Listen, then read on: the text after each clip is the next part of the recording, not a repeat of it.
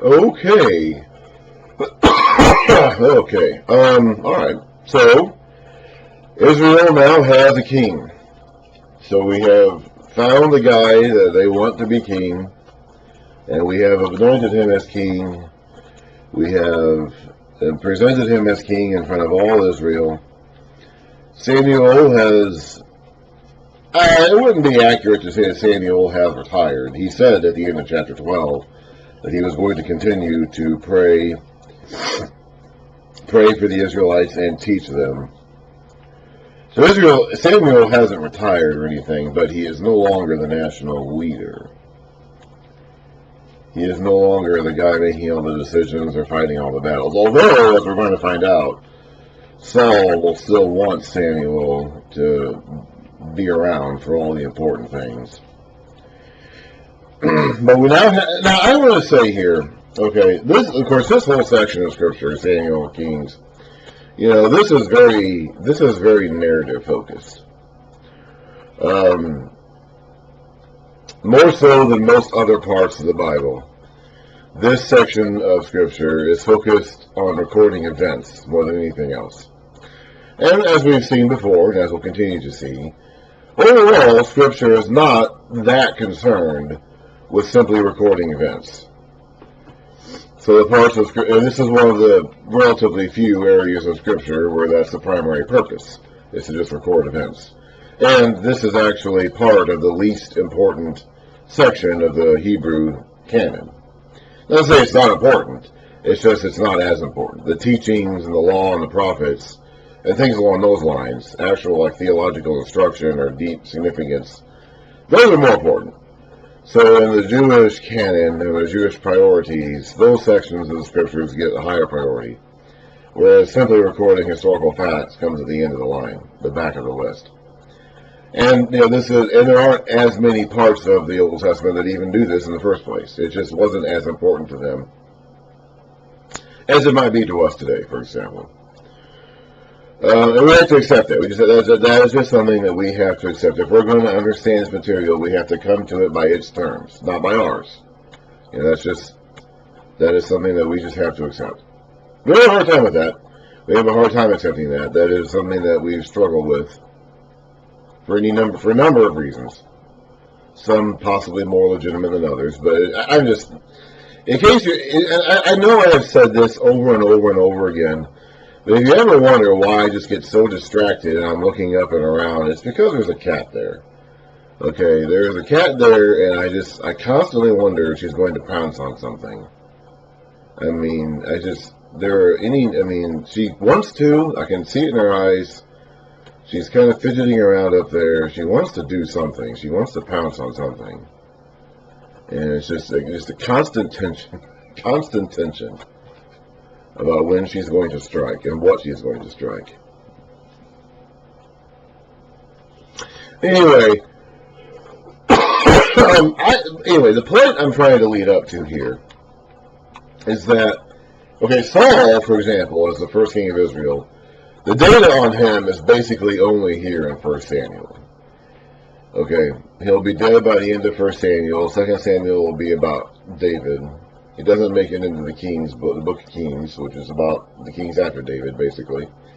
And when you go back and you look at the Chronicles section, the Chronicles is basically a recap of some of this material. And that does have a bit more of a theological focus, and we'll talk about that more when we get there. And we'll start delving into the First Chronicles a little bit later when we get into the time of David, and I'll explain more about that when we get there. But there is a bit more of a theological focus with the writer of Chronicles, who's taking the same material as recorded here and presenting it again, like rephrasing it with more of a spiritual insight or focus. Of course, he's also writing at a later point in time with more perspective. Anyway, we'll get to that later. But even then, he doesn't really cover Saul. He kind of skips Saul, covers the end of Saul, and then moves on to David. So this is pretty much the only section of Scripture we get Saul. And again, this section of Scripture is mainly about just recording the events,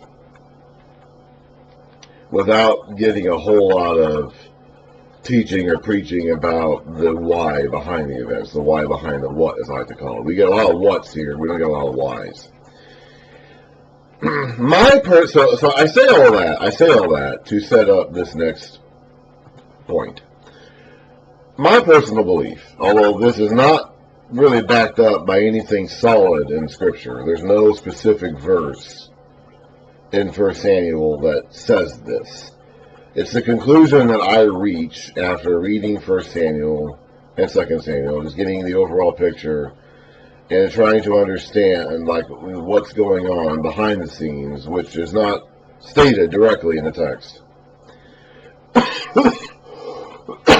My personal belief is that King Saul was never going to be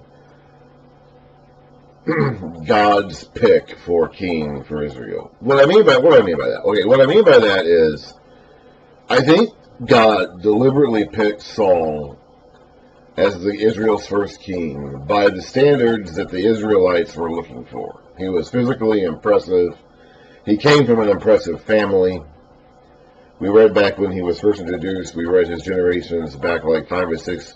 We read his genealogy back like 5 or 6 generations before him. And I said that when someone is introduced in Scripture, generally speaking, the farther back their genealogy goes, the more impressive that genealogy is. The more impressive their family, that person's family is. So he had a genealogy that was listed like 6 generations back. He was physically more imposing than anybody else. I believe that God picked Saul basically based on the standards that the Israelites were looking for in a king at that time. I don't think he picked Saul because Saul was the most spiritual guy or the most attuned to him. If anything, he might have, part of the decision-making process may have been specifically that Saul was not in tune with him, and that Saul was going to end up serving as a bad example of a king. He'll be replaced by a good example. He'll be replaced pretty quickly, actually, by a good example. And I believe that was always God's intent. I believe he was always going to pick someone who would end up failing as a king first. Now, he gave Saul every opportunity to succeed. Just because he picked Saul despite knowing that he would fail does not mean that he caused Saul to fail. He gave Saul every opportunity to succeed. But he did not succeed, and I think God knew ahead of time he was not going to succeed. And I believe that God picked Saul basically because he matched the Israelites' criteria of what a good king looked like and was supposed to be like, and not so much God's criteria. God's criteria is going to end up resulting in David. I don't think God picked Saul for a kingship based on his criteria, but by the Israelites' criteria. There's no specific text or verse anywhere in 1 Samuel that actually says that, but that is the impression I get reading the book overall. Anyway,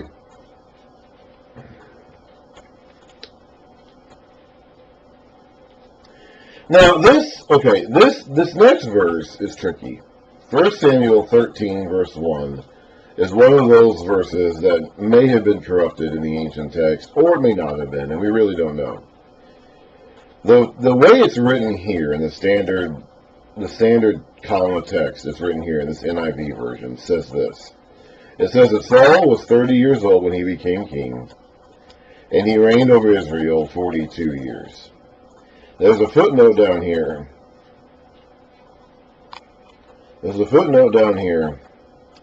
Where it says that 30 is not in all the text that we have of this, so we don't know exactly what year that is supposed to be.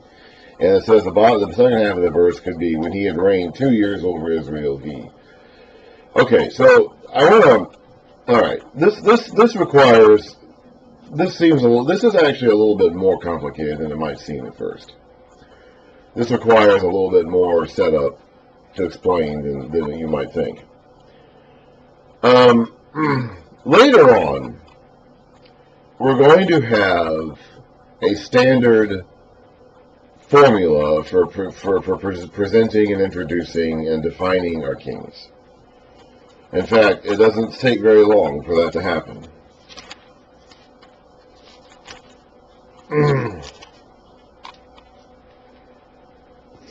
In 2 Samuel chapter 2, verse 10, there's a civil war struggle. Saul is dead, his sons are dead, except for one. And there is a battle, a fight, a struggle going on in Israel over who should be king, the remaining son of Saul or David. And it says in 2 Samuel 2, verse 10, Ishbosheth, son of Saul, was 40 years old when he became king over Israel, and he reigned 2 years. Okay, so, and as we read through the rest of these kings' accounts, that's basically what we're going to see, as we call it the Regnal formula. Regnal means king. Okay, this is the standard formula the Bible texts are going to use from Ishbosheth onward to introduce and present and define the overall length of a king's term. We'll talk a little bit more about these years when we get there. We're not quite there yet. This is the first time, this is Israel's first king, is Saul. And this is the first time that this concept is being introduced. And it doesn't quite play to the same formula. Okay?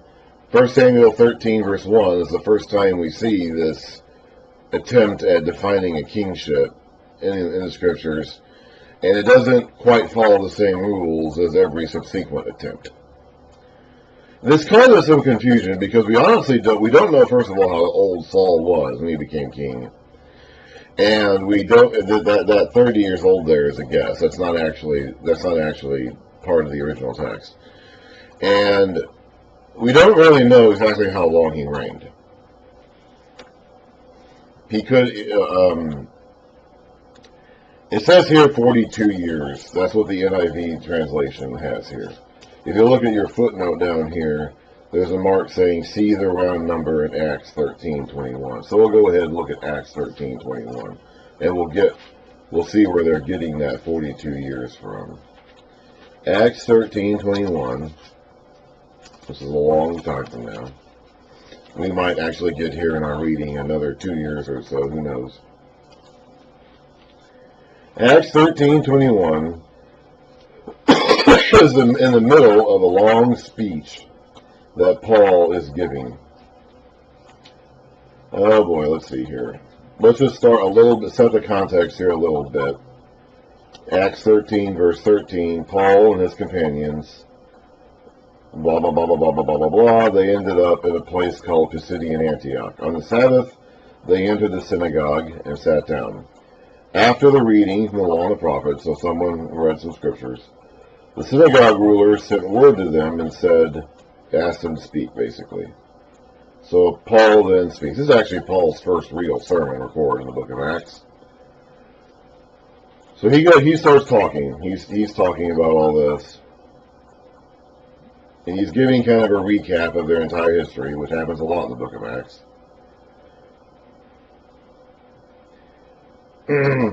And he's talking, blah, blah, blah, blah. So he talks about the fear of the judges, verse 20. All this took about 450 years. After this, God gave them judges until the time of Samuel the prophet. Then the people asked for a king, and he gave them Saul, son of Kish, of the tribe of Benjamin, who ruled 40 years. That's the way the NIV version has it.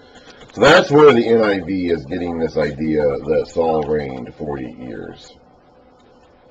It's based on their translation of Acts 13:21, which is a speech that Saul is giving, that Saul, Paul, is giving to the people of the synagogue of that particular city at that point in time. Okay, so that's where that 40 comes from. We don't really know if it's 40 or not. Now, the actual text in the Hebrew basically says he was 1 year old when he became king, and he reigned when he had reigned for 2 years. Okay, so basically what's happening here is that we're taking our knowledge of how the king's time frames are written later on in every other instance after this one, after this first time. We're taking our knowledge of the kings, of the regnal formula of every other king after Saul, and transplanting that back onto Saul. Which I'm not sure if we should do that, okay? That's what we're doing, and that may or may not be the right thing to do. Maybe, but maybe not. It could be that the Hebrew text of 1 Samuel 13:1 is simply corrupted, and the original number has dropped out. We don't know what number was supposed to go in front of 2, so it could be 10, 20, 30, 40 plus 2. Or it could be that it is not corrupted, it just reads that way, it always read that way, and the text for Saul just does not match the same formula as the Regnal formula for every other king after him. That could be too. I tend to think that's a little bit more likely. It seems to fit a little bit more sensibly in my brain about how this happened.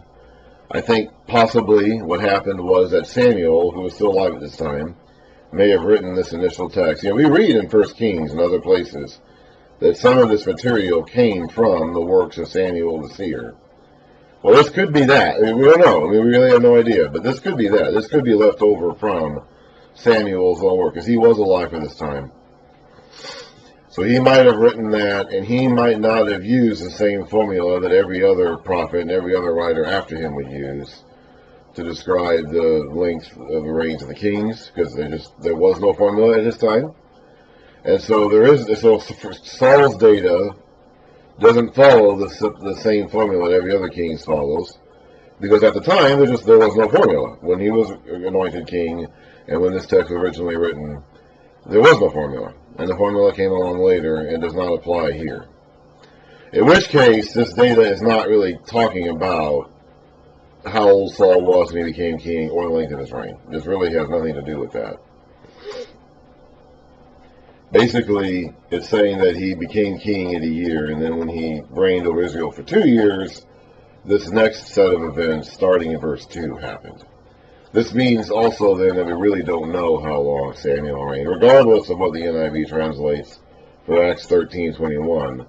There are issues with that too, so we really don't know for certain how long Saul reigns. There is actually a clue elsewhere in the book of Samuel that Saul's reign had to be shorter than 20 years, in the sense that the Ark of the Covenant was taken from the Israelites before Saul became king by the Philistines. It was returned to them, and then it was stored at Kiriath Jearim for 20 years, and it will stay there. And that all happened before Saul became king. And it will stay there until David comes to get it after he becomes king and Saul's gone. So Saul's entire career as king apparently fits within that time frame where the Saul was in the house of Abinadab at Kiriath Jearim after it was returned to Israel from the Philistines, which was before Saul became king, and then it gets moved from there by David after Saul is done being king. So his entire kingship fits within that time frame, which seems to be 20 years, which indicates that Saul's entire kingship, therefore, is fewer than 20 years. So I'm just pointing this all out. I had this special lesson just to talk about this, and that Saul's chronology is messy, and we don't really know for certain when he reigned, or how long he reigned for, or how old he was when he became king. We don't know that either. He was old enough to have a son who was of fighting age, apparently. He's going to have a son named Jonathan, who's going to be immediately shown as being a member of the fighting force. And of course, the fighting age for men was 20. So Jonathan has to be at least 20 years old when we first see him. So Saul has to be old enough to have a son who's 20 when he becomes king, and his son is a member of the fighting force already. So he's probably 40 or above. But I wanted to go ahead and have a dedicated video to explaining that, because that's just one more aspect of the chronology that gets fuzzy. Because this links the time period of the kingship with the judges. And we really don't know how exactly to bridge that gap, because the data on Saul is not certain, and the data on all the judges is not certain. We talked about that before. From Samuel to the last judge, all the way back to Othniel, the first judge, we don't really know exactly how to frame those years either. We know the time frame overall in which it had to take place in, but we don't know how to break it down specifically from judge to judge. And we really don't know how to do that with the first king of Israel either. Okay, I'll get to actually reading the text in my next video.